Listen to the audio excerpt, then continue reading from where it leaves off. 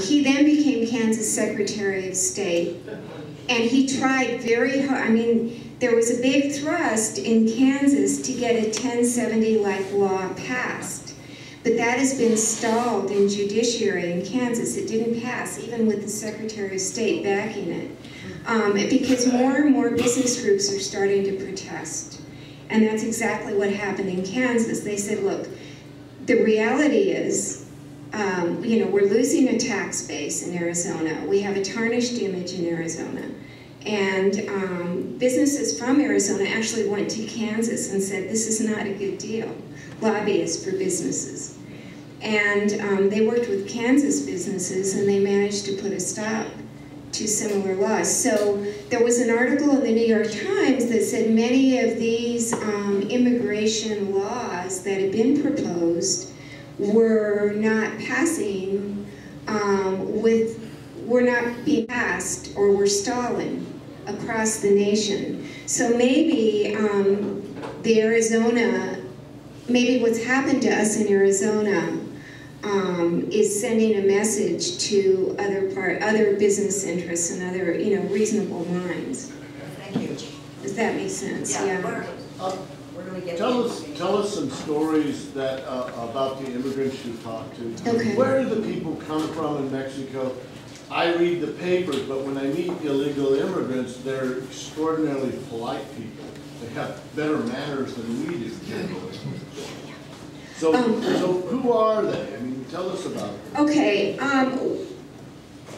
This whole book is full of their stories. I think I'll tell you, I told you about the dreamer, Viri, and I think I can tell you, I mean, I can tell you they come from all over Mexico. They come for economic reasons, but also for other reasons.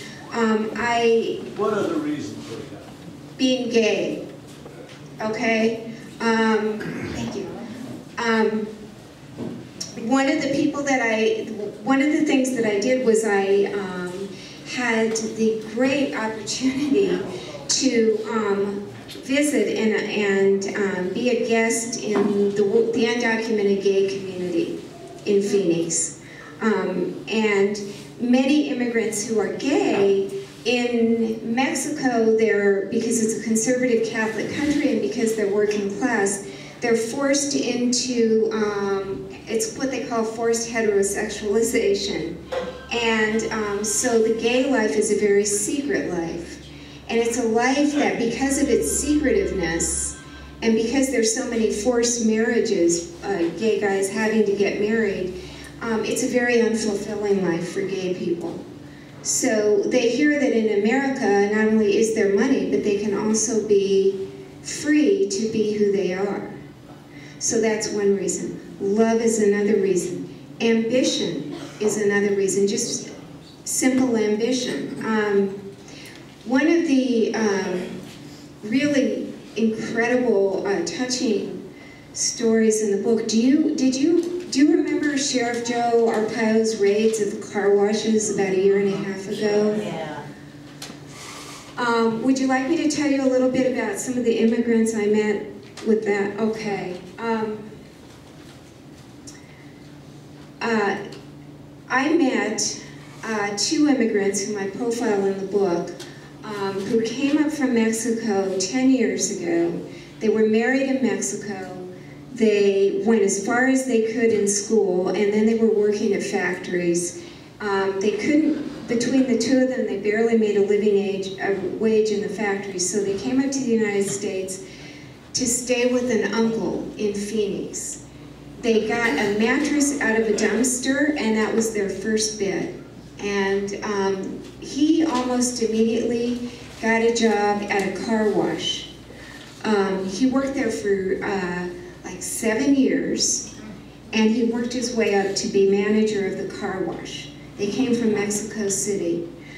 He was a great consumer. Like many immigrants, he loved to go shopping, and he loved IKEA. He thought IKEA was great. He had all sorts of IKEA things in his house. They had more stuff in their house, in their little trailer, than you can imagine. They were just, many of the immigrants that I met were great consumers. So he and his wife moved to Phoenix. They lived the American dream. They went to Disneyland. They went to Utah. They went to the Grand Canyon. They bought cars. They couldn't drive legally, but they bought cars and drove them. They had a little girl who was 8 years old at the time this story starts. And at the time, the dad, whose name was Marco, and was manager of the car wash, he noticed, he saw that things were changing in Phoenix and it was becoming more and more hostile place to be for undocumented immigrants. So he wanted his wife to work with him in the car wash so that she could be safe. He was warned, don't let her work with you, because if there's a raid, what will happen to your daughter? And so he said, there won't be a raid, but I just want to keep, make sure she's all right. She was in charge of the vacuuming station. He was in charge of the entire car wash. And one day she was vacuuming a car and she looked around and saw sheriff's cars surrounding the car wash.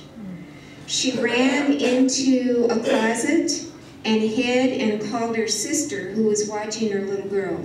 And she said, I'm okay, I'm in the closet, I'm hiding, nothing's gonna happen. The sister is upset and she's near crying, so she doesn't want the little girl to see her crying, so she goes outside they live in an apartment trailer complex with a laundry room, so she goes a few doors down to the laundry room to collect her thoughts. In the meantime, the sheriff finds mom, the sheriff's deputies find mom and dad, zip tie their wrists, and parade them in front of a TV news camera. The little girl who's in the trailer sees mom and dad zip tied going into the sheriff's van. And the story that I pick up on is what happens to them in jail, how they get themselves out of jail, and how the family deals with the trauma of separation. I'm not going to tell you the whole story, but the mom alleges that she was sexually molested in the jail by a guard, inappropriately touched. And she was very conservative, and if any of you know what jails are like, the bathrooms, they're open stalls, and there's no privacy in the bathrooms.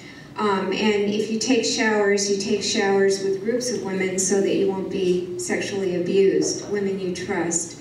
So here was this conservative Catholic mom in a situation where she had been inappropriately touched by a guard, and in sort of what was culturally very different for her to be in a jail, coming from a place where you keep yourself very modestly.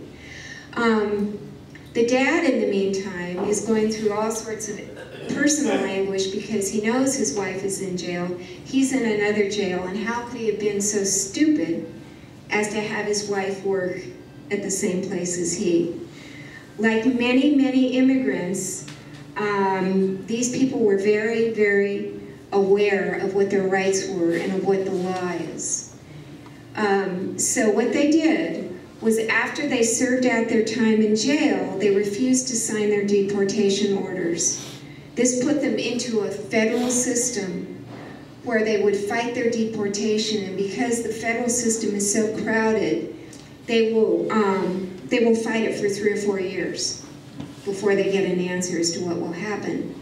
But if you read the book, you'll find out how they dealt with the many traumas that happened to them from this one arrest. So that's an example of some of the people. Yeah. There's one very positive part about the private scholarships.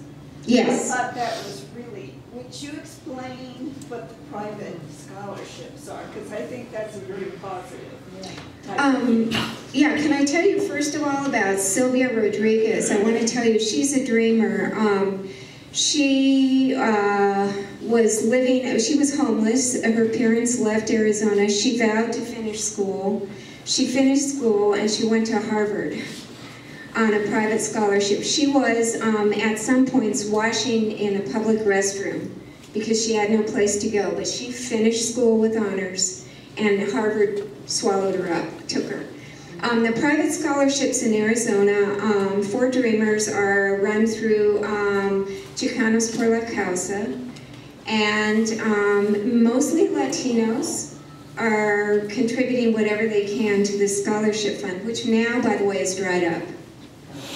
So very few Dreamers are getting through college right now in Arizona.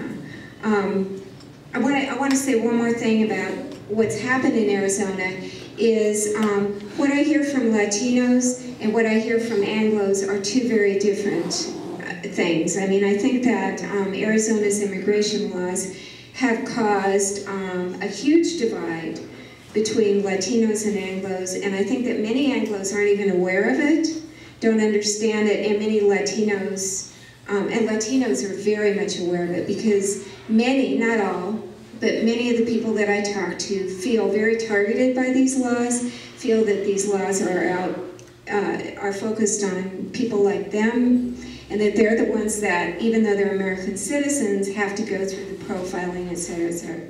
So people who look like me don't get stopped. So people who look like me tend to not understand what the big fuss is about. And I see this divide growing and growing and growing. So the scholarships are drying up and the divide is growing. Yes, ma'am. Yeah, I wanted to ask, how easy is it for these people to get jobs? I mean, the ones that graduate, et cetera, you know. They can't get jobs. I mean, not in Arizona, but They throughout can't the get, country. No? they can't get jobs anyplace. Really? They can't, you know, a big company can't hire an undocumented immigrant. I mean, you know, you can't hire undocumented immigrants legally. Is that a federal law? Yeah. Well, can they get path to citizenship in other states? No. No. Yeah. Yes. What's your opinion of, it seems that the turnout of Latino voters is very low. Very low. Why is that? I mean, they God, I could wish I have knew. a huge impact on... They could have changed the election. They could have changed the election. And I don't know. Well, I heard my editor at the Daily Beast once asked me, I said, well, you know, this when we were, you know, covering elections, I said, this could be it. You know, they could change the election. And he said, you know, I've heard so much about the sleeping giant, and the sleeping giant just isn't responding. And I think it probably has to do with feelings of disenfranchisement. Fear. But I wish I could, I honestly have no idea. I did go out with canvassers, and it was very hard for a lot of voters to get to for some voters to get to the polls, and the canvassers were arranging rides and so on. It's not an easy thing to get some Latino voters to the polls because transportation issues, et cetera, et cetera. But I don't know. I mean, I think it is disenfranchisement. Just what's the point, you know, that kind of thing. Yeah. How do the legal, long-term Latino citizens here look upon the undocumented? Do they welcome them? Do they look at them in some ways like It's divided. It's divided. There's a very, you know, we have a very committed group of Latino activists whose families have been here for, you know, many generations, who are American citizens in the professional classes who are trying to support the undocumented community. But then you have others who don't support them at all because they think it's.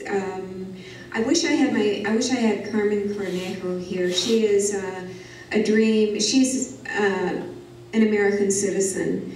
But she told me that when she started working on the DREAM Act, some of her Latino friends began shunning her because she said, why do you want to help these kids? That was her personal story, that she had that more Anglos were working for the DREAM Act with her than her Latino friends.